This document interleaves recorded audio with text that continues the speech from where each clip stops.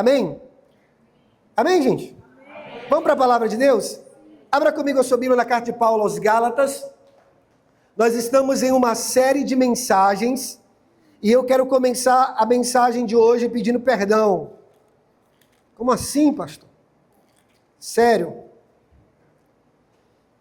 Nós já estamos no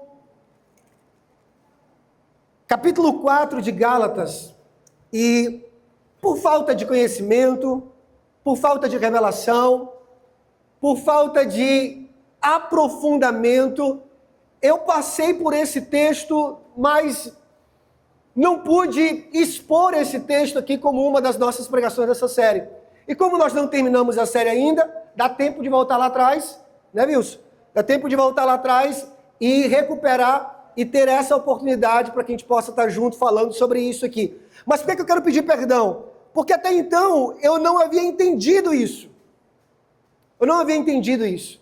Isso ainda não havia sido revelado a mim como uma palavra clara, verdadeira em meu coração, e talvez seja esse o principal motivo, não falta de responsabilidade, pela qual eu passei por esse texto e não expus esse texto aqui para nós como igreja. E eu quero expor isso hoje. Você vai entender daqui a pouco o porquê disso. Mas eu entreguei minha vida para Jesus no dia 16 de abril de 2005. Eu tinha 15 anos de idade. Cheguei na igreja e comecei a observar. Não sei se foi assim com você. Comecei a observar como é que funciona, como é o negócio aqui, como é o esquema, como é que o negócio acontece aqui. A gente começa a observar. E eu observei as pessoas se cumprimentando. E eu vi que as pessoas olhavam uma para as outras e falavam assim: a paz do Senhor. Você viu isso na igreja? Viu isso? Aí eu olhei assim: opa! Tem um código aqui, tem um link aqui. Você conhece alguém, se encontra com alguém? A paz do Senhor. Aprendi esse aqui já. Aí eu comecei a ver que algumas igrejas, elas diferenciavam esse cumprimento, essa saudação. Paz do Senhor, graça e paz, a paz de Cristo, a paz esteja convosco. Seja lá a saudação ou simplesmente paz, seja lá a saudação que você queira usar. Mas até então eu confesso para você que nesses 20 anos caminhando com Jesus, para mim, era só uma saudação. Para mim era só um cumprimento, para mim isso equivalia nada mais do que um oi, olá, boa noite, tudo bem? E isso foi, essa semana, isso foi para mim uma virada de chave no meu relacionamento com Jesus. Eu lembro que a minha esposa um dia estava na academia e ela chegou em casa vibrando, sorrindo, contando essa história para mim. Ela falou assim: amor, encontrei uma pessoa, a pessoa me encontrou na academia e ela falou assim: Ana, como é que as pessoas se cumprimentam lá na sua igreja? Aí ela falou: amor, não pensei duas vezes, veio na ponta da língua, não tive nem tempo de processar a pergunta. Como é que as pessoas se cumprimentam na sua igreja? Aí ela disse assim: oi? Boa noite? Bom dia? Tudo bem? Como é que vai? Tipo assim, natural. Um oi, um olá, sabe, aquela coisa do primeiro contato, das boas-vindas, a chegada, a saída. E aquilo ficou no meu coração. E eu lembro que um dia eu estava ainda em São Luís, morava em São Luís, e eu estava conversando com uma irmã de uma outra igreja, e ela falando sobre um projeto evangelístico, de ir nos hospitais e falar do amor de Jesus, e muitas vezes alcançar pessoas que já estavam quase que morrendo mesmo, e ouvirem sobre Jesus, e poder confessar Jesus. E eu lembro ela contando uma experiência assim muito vibrante, falando que um dia encontrou alguém, falou de Jesus, essa pessoa confessou Jesus, aí terminou a visita dela, ela disse assim para a pessoa: ó, a partir de agora você é crente. E quando você encontrar alguém, você diz assim: paz do Senhor. Aí eu fiquei me perguntando essa semana, digo: meu Deus, será se essa pessoa entendeu realmente o que é que significa a paz do Senhor? A paz do Senhor. Paz. Shalom, a paz esteja convosco, graça e paz. Será se realmente nós entendemos a profundidade disso? Eu quero, através da Escritura e com a ajuda do meu amigo Espírito Santo, poder conversar com você sobre isso hoje. Então eu quero voltar lá para o capítulo 1. Nós vamos ler os 3 primeiros versículos de Gálatas. Amém? A minha ênfase está no 3, mas eu preciso ler os 3 para que nós possamos entender. Gálatas capítulo 1. De vez em quando você fala amém. Só para eu saber se você está vivo aí.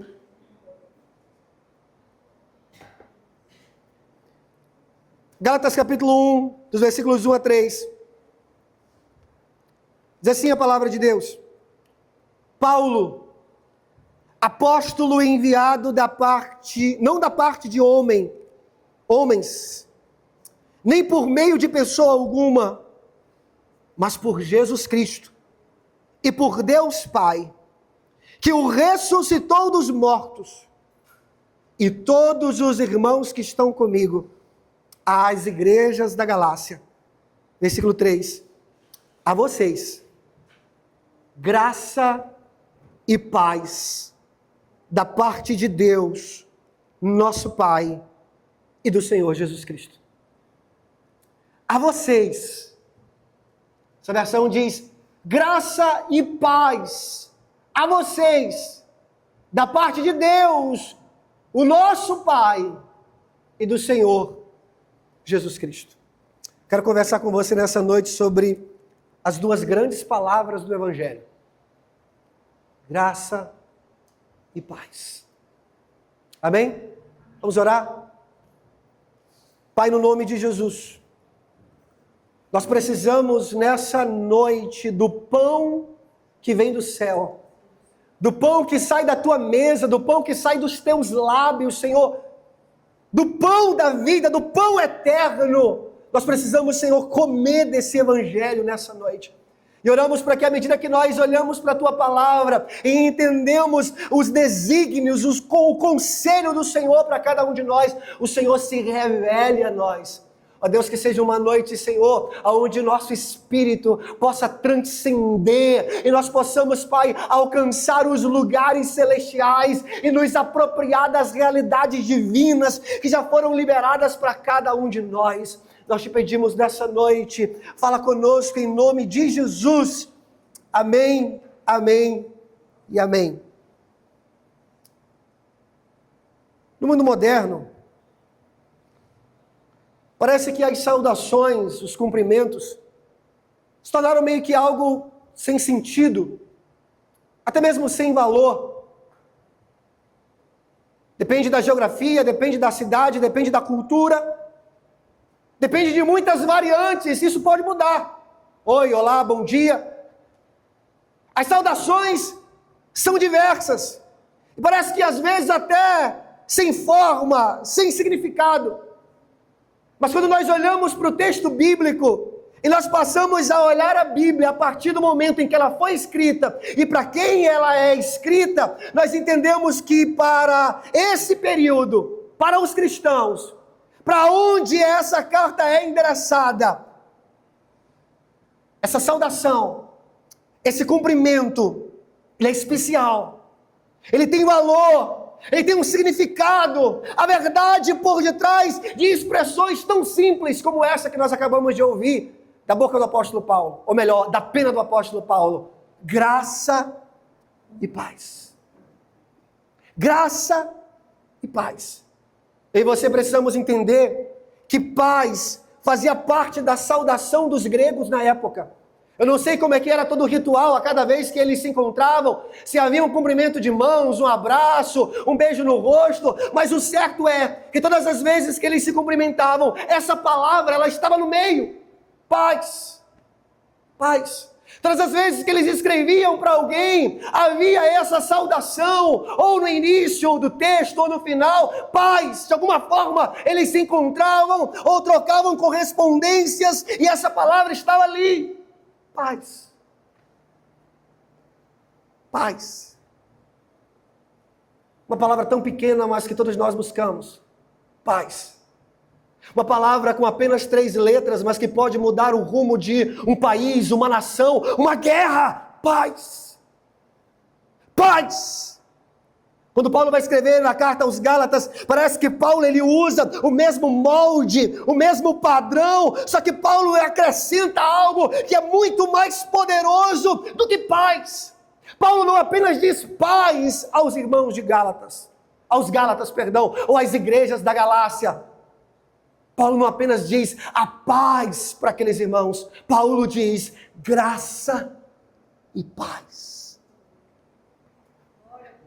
Não apenas paz, mas graça e paz.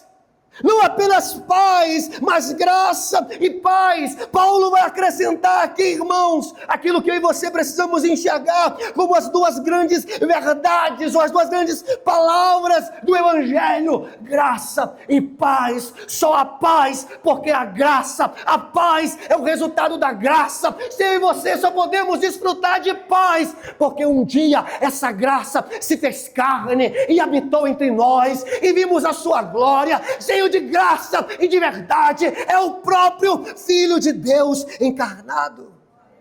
Alguém comigo aqui, diga amém. É importante nós distinguirmos isso aqui, porque Paulo fala, demorou com o fundo ou o que aconteceu, Júnior? Manda aí. Porque Paulo vai fazer uma distinção dessa paz e dessa graça. Paulo vai dizer a vocês: graça e paz da parte de Deus, nosso Pai, e do Senhor Jesus Cristo. Paulo vai dizer: essa graça é diferente, essa paz é diferente. Essa paz, ela vem de Deus, o nosso Pai, e ela se manifesta através de Jesus Cristo. Paulo vai dizer: essa paz e essa graça, ela tem origem em Deus, e ela é manifestada através do seu Filho, Jesus Cristo. Essa é a paz de Deus, essa é a paz de Cristo, essa é a graça de Deus, essa é a graça de Cristo. Pastor, por que isso é importante? Se você conhece um pouquinho de história, você vai lembrar, por exemplo, de um fato na história onde Roma se tornou o país ou o império mais hegemônico do mundo. Conquistou territórios, estabeleceu exércitos, estabeleceu o seu poder, e Roma conquistou aquilo que todos nós queremos: a paz. Era chamado de a Pax Romana, ou a paz romana. César levantou a sua espada, estabeleceu o seu poder, seu governo, colocou os seus exércitos, fechou as fronteiras, colocou os inimigos, os homens maus no seu devido lugar, e deu para o mundo a paz de Roma. Lembra disso? Paulo vai escrever e vai dizer assim: olha, a paz sobre a qual eu estou falando, ela não foi garantida através da espada de César. A paz sobre a qual eu estou falando, ela foi garantida através de um judeu de 33 anos que morreu na cruz do Calvário e ressuscitou ao terceiro dia. A paz sobre a qual eu estou falando não vem de César, vem de Deus. A paz que nasce do escândalo da cruz. A paz aonde o príncipe da paz, ele não é coroado com folhas de louro, mas ele é coroado com uma coroa de espinhos. A paz que não entra no mundo através de armas, a paz que entra no mundo através de um Deus ferido. A paz que não marcha pelas ruas triunfantes com botas de ferro, mas a paz que anda pelas ruas do Calvário com pés ensanguentados. A paz que não subiu ao trono matando, mas subiu a uma cruz morrendo. A paz que em suas mãos não seguram cetros, mas tem as suas mãos perfuradas por cravos. A paz que não é mantida pela força, mas é mantida pela graça. A paz que não conquista apenas territórios, a paz que conquista o coração do homem. Enquanto a paz de César exige a morte, a paz de Jesus vem através da sua própria morte. Na cruz, ele vai abolir a tirania. Na cruz ele vai abolir a espada, mas não com espada, mas com perdão. Esta é a única paz que reconcilia céu e terra. É a verdadeira paz que não nasce pelo silêncio opressor dos fortes. É a verdadeira paz que é o cântico daqueles que tiveram seus corações restaurados e reconciliados com Deus. É por isso que Paulo, escrevendo aos Romanos, no capítulo 16, ele vai dizer assim: em breve, o Deus de paz esmagará Satanás debaixo dos nossos pés. Irmãos, ainda bem que eu não escrevi a Bíblia, porque eu ia enfeitar essa hora, ia falar do poder de Jesus, ia falar da sua superioridade, da sua supremacia, ia falar sobre um Deus vitorioso, com uma espada flamejante, com um exército extraordinário, entrando triunfantemente, mas o apóstolo vai dizer: ei, não, o Deus que vence a guerra não é o Deus da guerra, é o Deus da paz. Não é aquele que vem com morte, mas é aquele que morre. Não é aquele que tem uma coroa de poder, mas uma coroa de espinhos. Não é aquele que domina com força, mas aquele que governa por graça. Ele é o maravilhoso, o conselheiro, o Deus forte, o Pai da eternidade e o príncipe da paz. Príncipe da paz. Então, quando Paulo escreve essa carta e diz graça e paz, Paulo não está apenas nos apresentando uma saudação. Paulo está falando sobre teologia profunda. Vamos ter alguns quilômetros aqui para a gente percorrer. Toneladas para que eu e você possamos processar. John Stott, um erudito bíblico muito conhecido no Brasil, no seu comentário da carta aos Gálatas, ele vai dizer o seguinte: graça e paz não são termos formais sem sentidos. Embora muito comuns, eles estão impregnados de conteúdo teológico. Na verdade, irmãos, eu e você precisamos entender que graça e paz resume o evangelho da salvação. Como assim, pastor? Qual é a natureza da salvação? Paz. Fomos reconciliados. Temos paz com Deus. Podemos ter paz consigo mesmo. Podemos ter paz uns com os outros. Pastor, e qual é a fonte dessa salvação? Graça. O que eu e você fizemos? Nada. É a graça livre, abundante e transbordante de Deus. Não há mérito algum, não há obra humana, mas a benevolência divina para com aqueles que não merecem. E de onde vem essa graça? Ela flui tanto do Pai quanto do Filho. Irmãos, nenhum outro conceito de Paulo abrange mais expressivamente a essência do Evangelho. Estou numa maratona estudando Gálatas, reestudando Gálatas novamente, à luz de vários teólogos, vários autores, e eu descobri um livro. Esse livro foram aulas que foram lecionadas pelo Martinho Lutero, pai dos pais da Reforma Protestante. E Martinho Lutero escreveu um comentário sobre a carta aos Gálatas, mais de 700 páginas. Eu fui olhar na internet, quase R$1.000 um livro desse, uma obra, a relíquia. Nas minhas buscas pela internet, encontrei o PDF do livro. Vou abrir um parênteses aqui para explicar. Irmãos, como é que eu faço? Se eu quero muito um livro, não posso adquiri-lo por vários fatores, ou recursos, ou questão de logística, etc. Eu vou lá, se eu puder ter acesso ao PDF, eu acesso, depois eu compro para pagar minha dívida com o Google. Aí eu vou lá e compro o livro para ter na minha biblioteca. Sei que eu estava atrás desse livro, encontrei esse livro.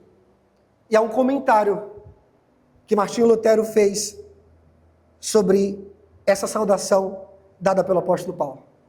Olha o que Lutero disse. Esses dois termos, graça e paz, encerram, contêm todo o cristianismo. Todo o cristianismo está aqui, nessas duas palavras, graça e paz. Todo o evangelho pode ser resumido, sintetizado aqui. A epítome do evangelho, a epítome do cristianismo está aqui nessas palavras, graça e paz. As duas grandes palavras do evangelho, o resumo do evangelho da salvação pregado pelo apóstolo Paulo. hoje, pela graça, eu e você podemos desfrutar da paz de Deus. Olha para mim aqui. Qual é o verdadeiro sinal de alguém que experimentou um dia a graça de Deus? Paz. Paz. O Evangelho não nos prometeu riqueza. O Evangelho não nos prometeu nada, além do próprio Cristo. Então qual é a maior evidência de que alguém foi alcançado pelo Evangelho? Irmãos, vai brotar dentro de você uma paz que você não vai saber explicar, apenas experimentar. Pastor, o que é que você quer dizer com isso?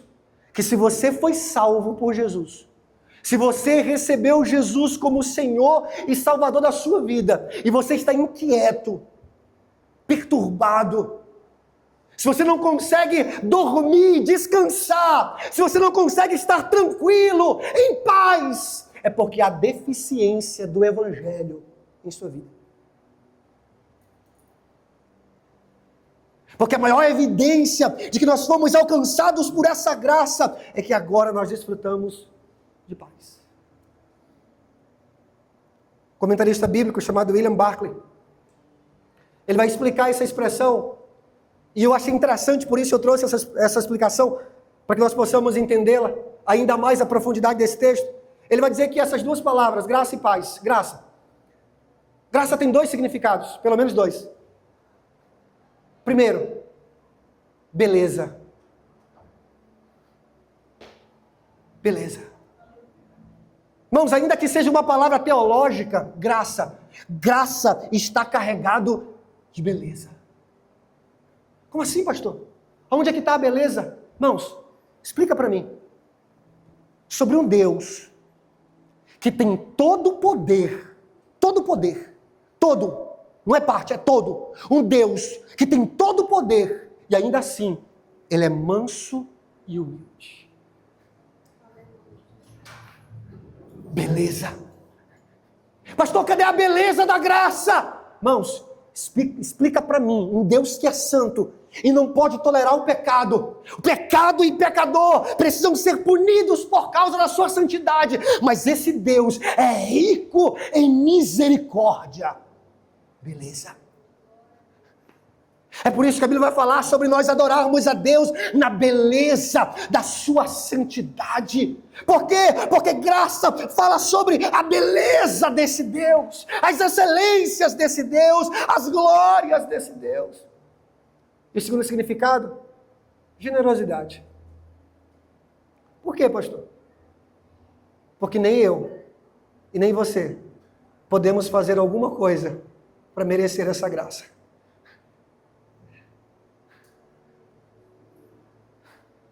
O coração paternal de Deus precisa transbordar de generosidade sobre nós. Como o pródigo, lembra? Que olha no olho do pai e diz, me dá a minha parte.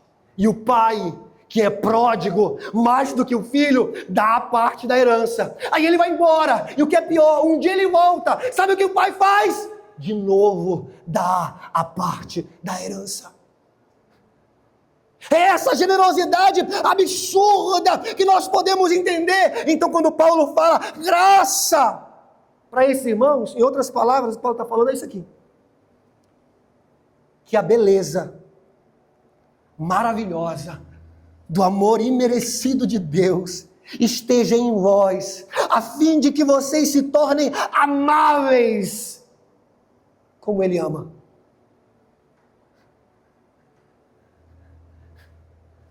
Não é sem sentido. Não é apenas uma saudação. Aqui a teologia profunda, irmãos. Aí Paulo vai falar, acrescentar, paz. Vai para mim aqui. Paz não é ausência de problemas. Não pelo menos da perspectiva bíblica.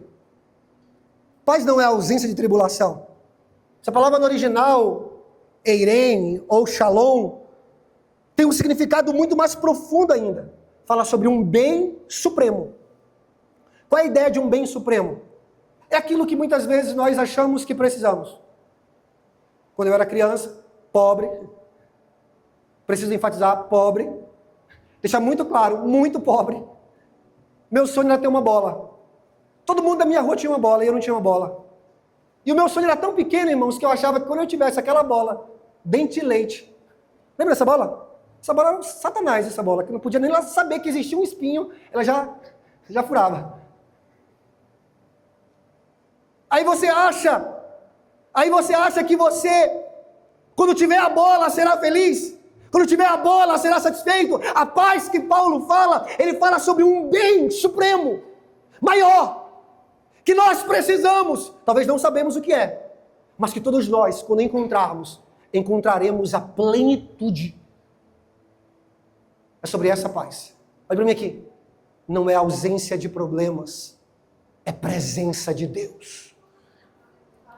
Não é uma coisa externa, mas é algo interno. Não é uma coisa temporária, mas é algo eterno que vai além, irmãos. E eu e você muitas vezes não conseguimos explicar, apenas experimentar.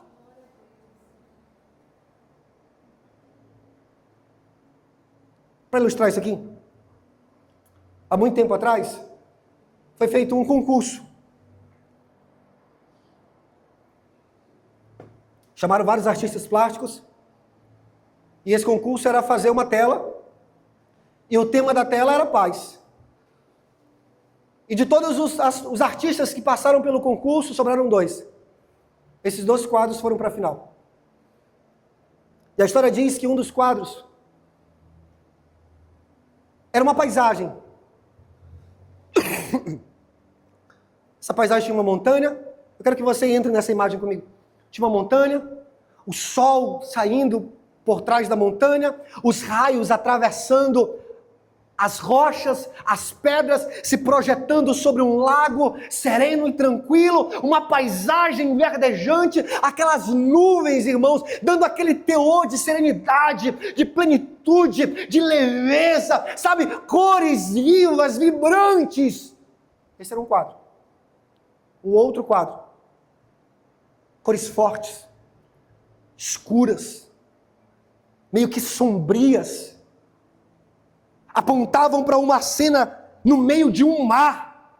Só que o mar não estava calmo, irmão, o mar estava espumoso, tanta fúria, as ondas, os ventos sopravam e batiam sobre uma rocha.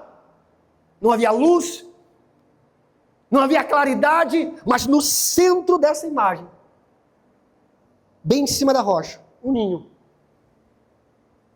Dentro, filhotes. Na beirada do ninho, uma ave com as suas asas abertas. Pergunta: qual quadro melhor define o que é paz? Vou repetir isso aqui para você entender.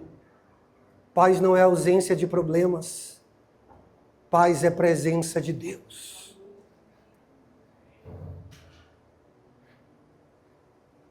Paz é algo que, apesar das nossas crises, dos nossos dilemas, das nossas dores, das nossas doenças, da nossa situação financeira, como nós nos encontramos agora, é algo que vai muito além. Paulo vai falar sobre a paz de Deus, graça e paz.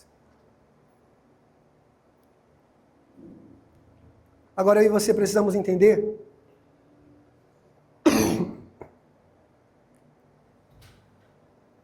que a paz é um resultado da graça. Preste atenção. A paz é um resultado da graça. E não o contrário. Charles Spurgeon, príncipe dos pregadores, ele diz o seguinte: Paulo é um gênio do evangelho.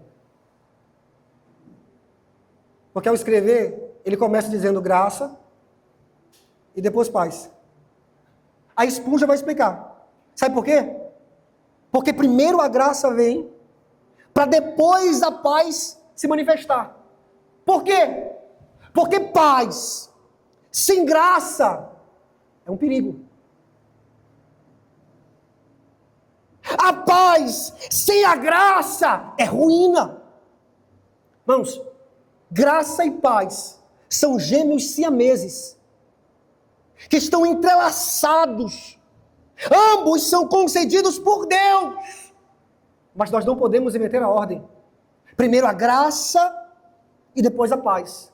Por quê, pastor? Porque a paz é o resultado da graça. Como assim, pastor? A paz não pode ser adquirida se o pecador não foi perdoado. Olha para mim aqui.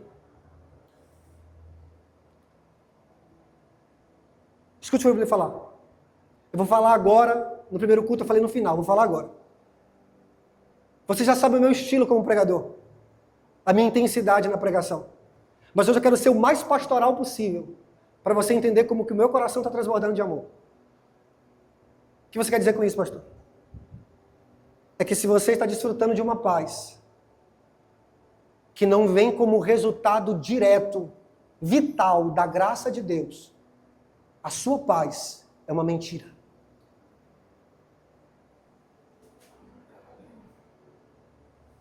Graça e paz.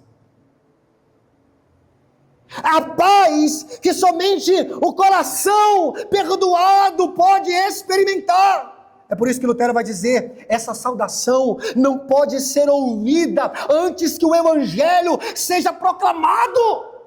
Por quê, pastor? Porque não há paz aonde não há Cristo. Não há paz aonde não há graça, não há paz aonde não há Deus. A Bíblia é clara em dizer que para o ímpio não haverá paz. E você precisamos entender isso aqui, irmãos. É o melhor da graça, é o melhor da paz, que vem de Deus, o nosso Pai, e do Senhor Jesus Cristo. Mas nós precisamos entender que a paz é o resultado da graça, e não o contrário. Pastor, eu quero paz. Pastor, só eu sei a vida que eu estou levando. Quero paz. Pastor, é doença atrás de doença. Pastor, eu estou acabando de pagar todas as minhas dívidas, zerar os cartões, já estou entrando em outra dívida. Pastor, os meus relacionamentos é um desastre, um caos, um atrás do outro. Pastor, eu preciso de paz. Deixa eu falar uma coisa. Essa paz, ela é tão somente, apenas, exclusivamente, resultado da graça. Não há paz para aquele que não experimentou a graça transbordante de Jesus. Romanos capítulo 5, versículo 1. Romanos 5:1. Olha isso aqui. Está comigo aqui? Diga amém. Romanos 5:1. Tendo sido, pois, justificados pela fé. Diga graça. Não, me ajuda a pregar, pelo amor de Deus. Vamos lá. Tendo sido, pois, justificados pela fé. Melhora isso. Tendo sido, pois, justificados pela fé. Temos paz com Deus. Temos paz com Deus. Porque a graça, a paz. Alguém aqui nessa noite, por favor? Porque a graça, a paz. Agora olha para mim aqui. Antes de Paulo falar sobre a paz de Deus, a paz que Deus dá, Paulo fala sobre a paz com Deus. Por quê, pastor? Porque uma é a causa, a outra é o efeito. A paz com Deus é a causa. A paz de Deus é o efeito que é gerado pela paz com Deus. Parece difícil de entender? Vai ficar mais fácil. Não existe paz de Deus sem existir primeiro paz com Deus. Por quê, pastor? Porque a criatura não pode viver em paz sem o Criador. Pastor, eu não entendo. Era para eu estar subindo pelas paredes. O melhor momento da minha vida. Cheguei onde eu queria. Tenho o que eu tanto busquei, mas parece que está faltando alguma coisa. É porque a criatura não funciona sem um Criador. É eu e você tentando funcionar com o combustível errado. Não existe paz aonde não há graça. Por quê?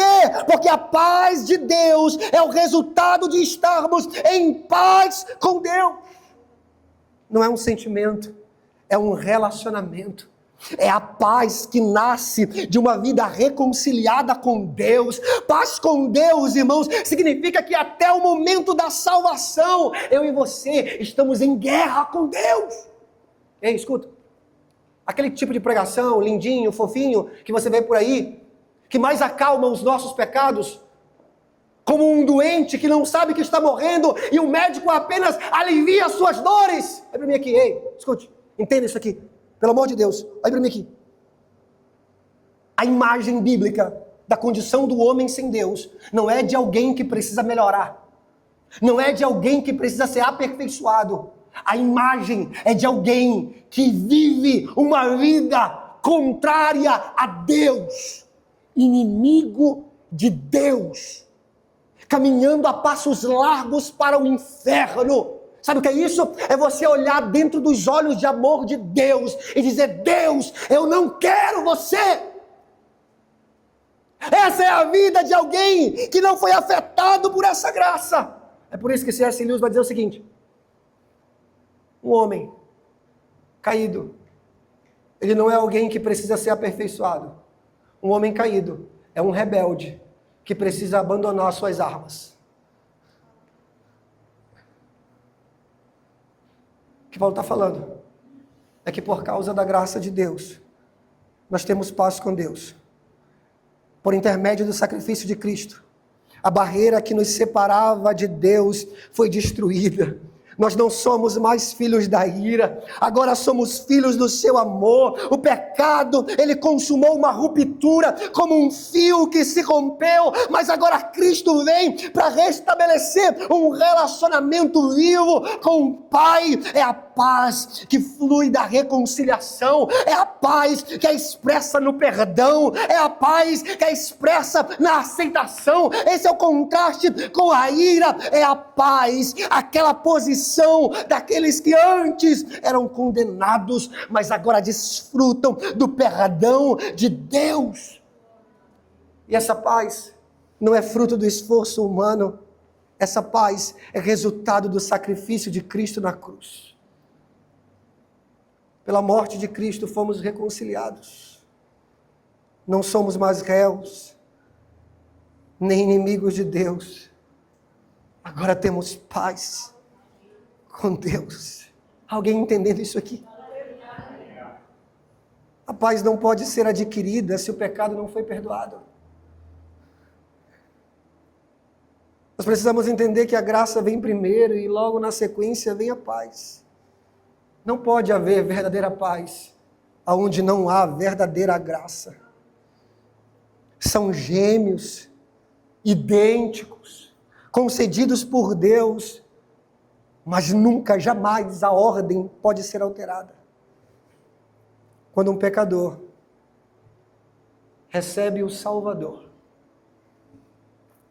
ele desfruta de paz.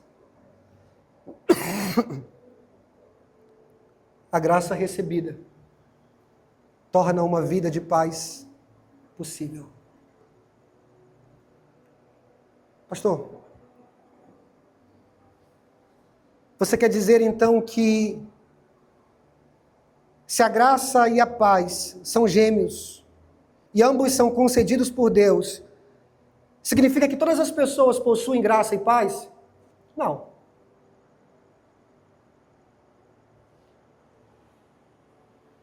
Porque o ser humano só pode usufruir da paz se ela for dada mediante a graça. Por isso que Paulo é o gênio do Evangelho. Porque ele começa dizendo graça e depois paz. Como assim, pastor? A graça que provê a cruz é a mesma graça que possibilita a paz. Peraí, deixa eu ver se eu entendi. Então quer dizer que se nós não temos a graça, nós não temos a paz? Sim e não. Sim. Se você não tem a graça, você não tem a paz de Deus. Porque a graça de Deus é a única forma, ou o único meio que possibilita nós usufruirmos da paz de Deus. Então sim, se você não tem a graça de Deus, você não tem a paz de Deus. Mas também não. Como assim não? Se você não tem a paz de Deus, é possível que você tenha uma outra paz. Como assim? João 14, 27. Que paz é essa, pastor? Deixo com vocês a paz. Jesus falando. Deixo com vocês a paz. A minha paz dou a vocês. Não a dou como o mundo a dá. Como assim? Existe a paz de Deus e existe a paz que o mundo dá. Existe a paz de Deus, que é resultado da graça de Deus, mas existe uma paz que não é de Deus, que não é resultado da graça de Deus, é o mundo que oferece essa paz. Escute, quando a paz não é resultado direto da graça de Cristo, ela não é a paz de Deus, ela é a paz do diabo. Vou repetir. Quando a paz não é a paz de Deus, um resultado direto da obra de Cristo na cruz, essa paz é a paz do diabo. Essa é a paz que Jesus está dizendo que é o mundo que dá. Que paz é essa, pastor? A paz do diabo, irmãos, é apenas uma trégua.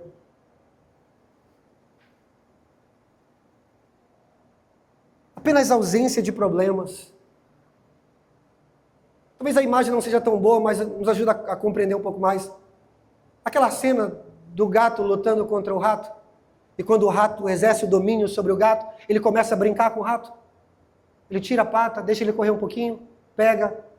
Sabe, de vez em quando parece que as coisas ficam melhores, mais leves, ninguém adoece, tem dinheiro, está tudo bem, estamos saindo, estamos sorrindo. Tudo está como eu planejei. Parece que é a paz.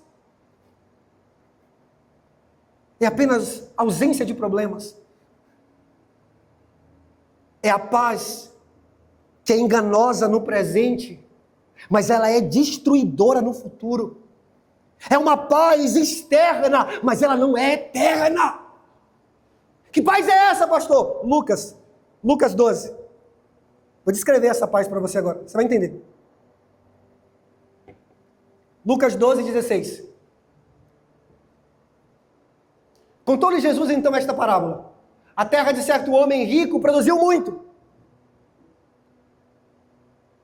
Ele pensou consigo mesmo: o que vou fazer? Não tenho onde armazenar a minha colheita. Assim disse: já sei o que vou fazer. Vou derrubar os meus celeiros e construir outros maiores, e ali guardarei toda a minha safra e todos os meus bens. Versículo 19. E direi a mim mesmo: olha a paz que muitos estão buscando. Você tem grande quantidade de bens, armazenados para muitos anos. Descanse, coma, beba, alegre-se. Deixa aí. Irmãos, cá para nós. Esse quadro aqui não é a paz que muitos de nós buscamos? Dinheiro na conta, está bem de saúde, os planos dando certo, o futuro está logo ali. O que você começa, você termina. Você está colocando em prática e as coisas dão certo. Descansa, coma, beba, alegre-se. Mas olha a sequência do versículo. Versículo 20. Contudo, Deus lhes disse: insensato, esta mesma noite a sua vida será exigida. Então quem ficará com o que você preparou? É essa paz, irmãos, que ela nasce de um lugar apenas temporário, mas não eterno. Apenas agora, mas nada para o futuro. É apenas uma trégua, mas nada verdadeiro. Escute. Às vezes, Satanás mantém as coisas quietas no coração daquele que ele governa. Tudo corre bem, porque o objetivo dele é deixar aquele que ele governa nessa mesma condição. Embora pareça que ele prospera, não é assim. Satanás acalma a consciência para que ele possa subjugar, governar, controlar esse coração. E escute, eu posso nessa noite estar falando para alguém aqui que tem boa saúde, tem dinheiro na conta, que tudo está dando certo na sua vida, mas que se você não hoje, agora, não desfruta de paz com Deus, eu quero lhe dizer que essa paz que você está experimentando não é de Deus, é a paz que o diabo nos oferece. Sabe como é que Jesus conclui essa parábola? Jesus vai dizer o seguinte: triste do homem que é rico nessa vida, mas não é rico para com Deus. O que significa, pastor? Que essa paz que o diabo nos oferece, não tem problema se nós seremos ricos ou famosos, reconhecidos, os nossos planos serão concretizados ou não. Você pode ser rico aqui, desde que você seja um miserável na eternidade.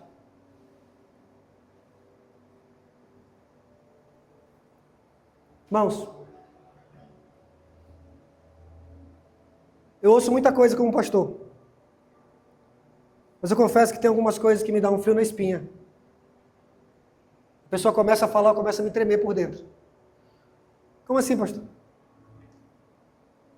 É quando alguém vem conversar comigo e diz assim: pastor,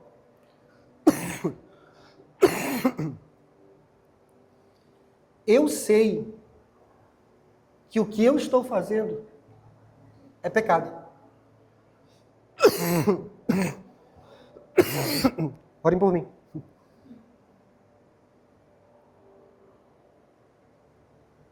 Pastor, eu sei que isso é pecado. E você ainda permanece em paz?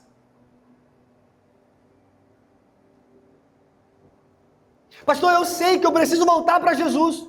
Pastor, eu sei que eu preciso me entregar para Jesus.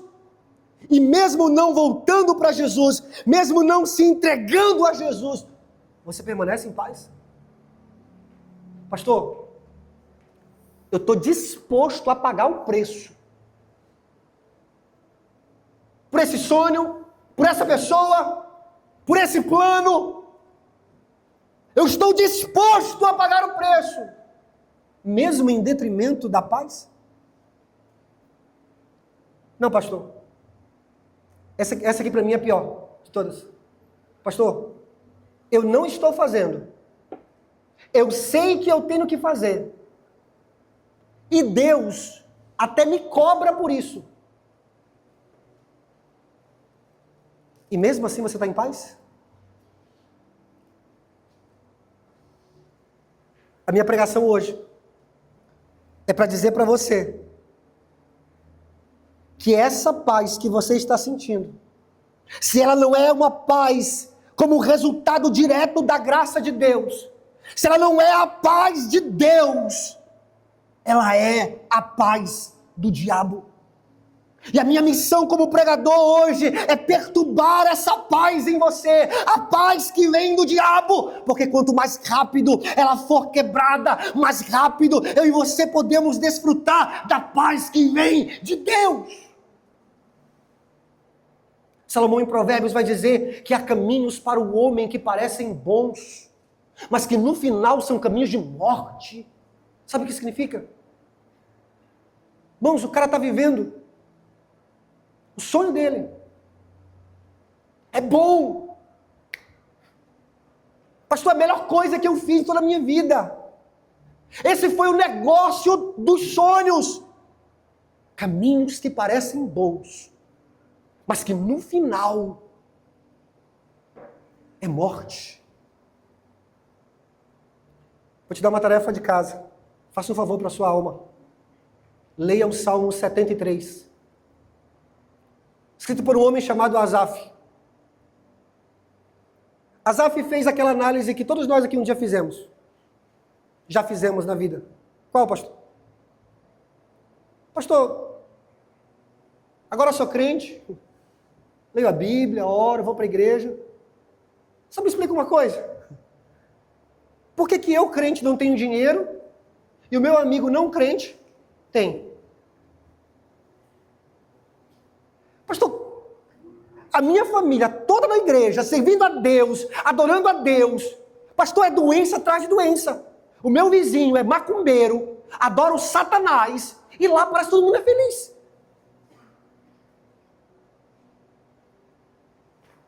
Pastor, me explica como é que funciona, porque para o ímpio, para aquele que não conhece a Deus, para aquele que abertamente fala que ele não crê em Deus, tudo dá certo. E para mim, que estou aqui, crendo em Deus, buscando a Deus, querendo sinceramente a Deus, tudo dá errado. Esse é o questionamento de Asaf. Até que ele entra no santuário de Deus. Salmo 73.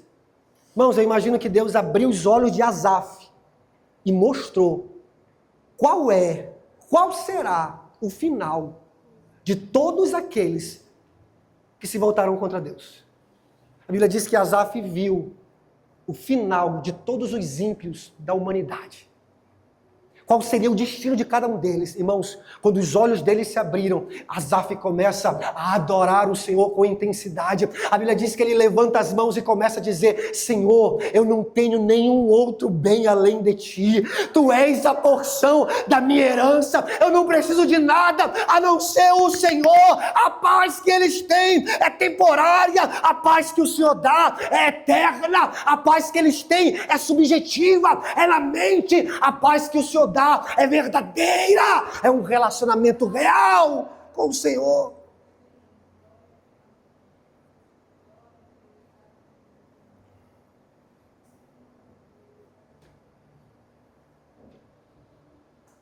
Eu sempre tive um problema com Sansão. Acho que eu nunca gostei muito dele. Porque o Sansão é o típico playboy. Como assim, pastor? É o cara que está na igreja, boa pinta, todo mundo admira, as meninas querem ficar com ele. Mãos, por trás é o predador. Imoral, vida sexual desregrada, sem limites. Sabe, o cara que quer curtir a vida, esse era o Sansão, mas cheio de Deus. Até que um dia, final já da vida de Sansão, Sansão encontra uma mulher, se apaixona por ela. E eu imagino a cena. Depois de uma noite de prazer, ambos estavam completamente extasiados. Sansão dorme no colo de Dalila. Irmãos, olha para mim aqui. Deixa essa cena entrar na sua alma para você entender isso aqui. Sansão está dormindo. Talvez uma das imagens que mais definam paz. Alguém que dorme. Alguém que descansa. Alguém que se deita. Mas sabe o que a Bíblia vai dizer? Que o Espírito de Deus já não habitava mais em Sansão. Como assim, pastor? Mas ele dormia. Pastor, é o amor da minha vida Mas por causa desse amor, você já perdeu o amor de Deus. Pastor, eu estou vivendo o meu sonho. Mas por causa desse sonho, você já perdeu a eternidade. Pastor, eu nunca estive tão feliz em toda a minha vida. Mas a sua felicidade é uma mentira. Sabe o que Deus falou comigo essa tarde? Eu anotei nessa pregação. Deus me deu a imagem de Sansão deitado no colo de Dalila. Deus falou no meu interior: Lúcio, essa é a imagem de um falso prazer que produz uma falsa satisfação, maquiado por um falso descanso nos grilhões de uma falsa paz.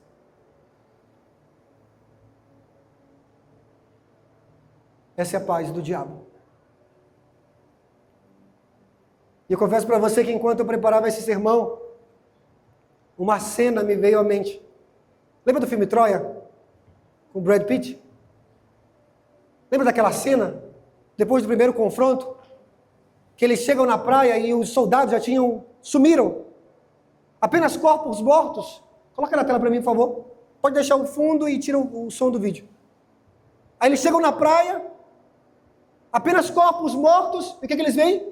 Baixa um pouco a luz, por favor. O cavalo. O que eles pensam? Festa. Vencemos. Triunfamos. Ganhamos a guerra. Vamos celebrar. Quem viu o filme sabe que a partir de agora, irmãos, é só festa. A cidade toda alvoroçada, a cidade toda celebra, a cidade toda comemora. Irmãos,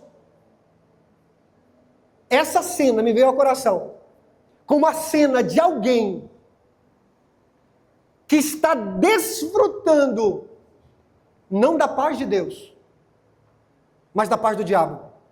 Por quê, pastor?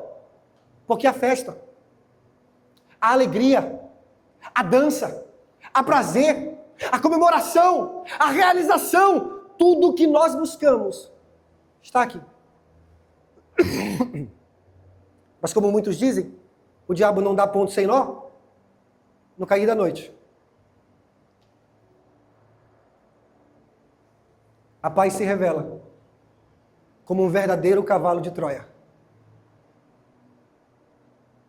que virá para destruir tudo aquilo que nós construímos. E para quem assistiu o filme, sabe que depois daqui, Troia é completamente destruída.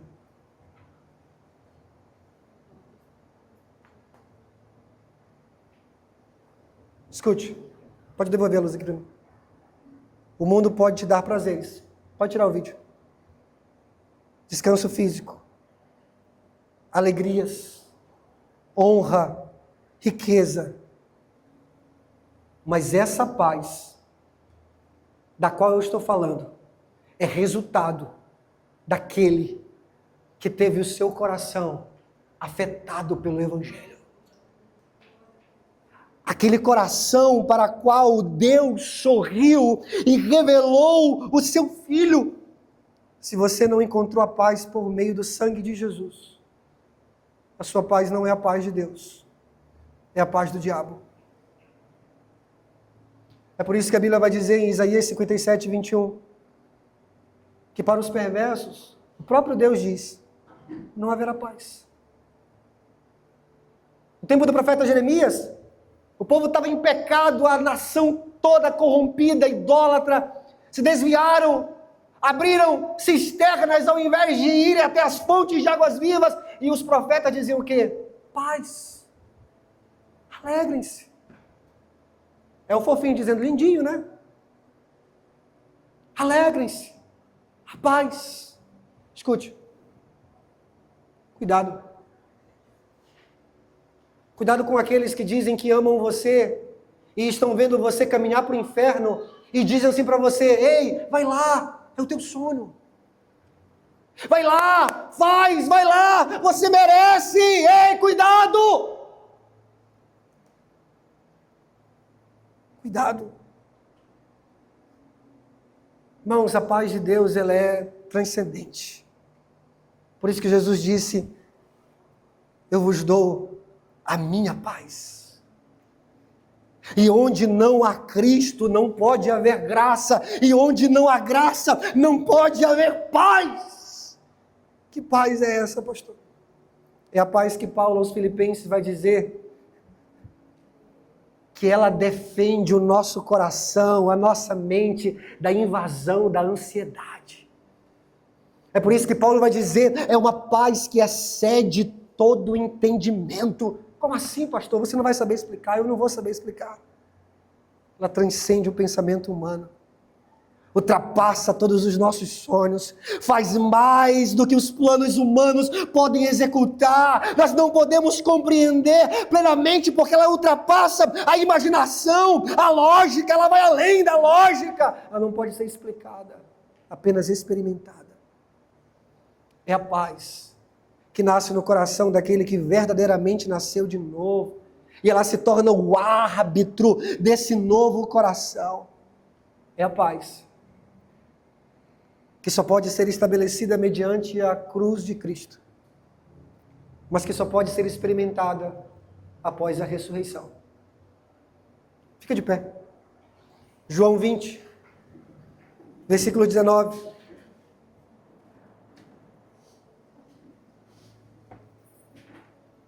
João 20, 19. Ao cair da tarde daquele primeiro dia da semana, irmãos, aqui Jesus já havia ressuscitado. Amém? Ao cair da tarde, daquele primeiro dia da semana, estando os discípulos reunidos a portas fechadas, por medo dos judeus, Jesus entrou. Não sei você, mas tem uma mente de anime ainda. Porta fechada, ele entrou.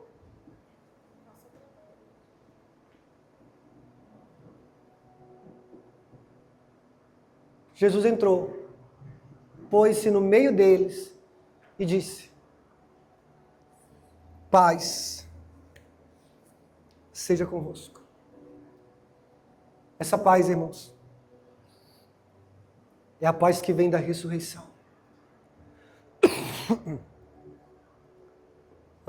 É a paz que vem através de um cordeiro sacrificado. É a paz que vem através do sacrifício de Jesus. Escute, eu quero perturbar você essa noite. Se você está vivendo uma vida desregrada, de pecado, distante de Deus, e ainda assim você está em paz, há um vírus que foi injetado na sua mente. É um cavalo de Troia. No final, o resultado, irmãos, é destruição. Pastor, como é que nós iremos nos cumprimentar agora aqui na igreja? Graça e paz. A paz esteja convosco. A paz do Senhor. Irmãos, a saudação eu não sei. Mas certamente ela precisa fluir da cruz de Jesus.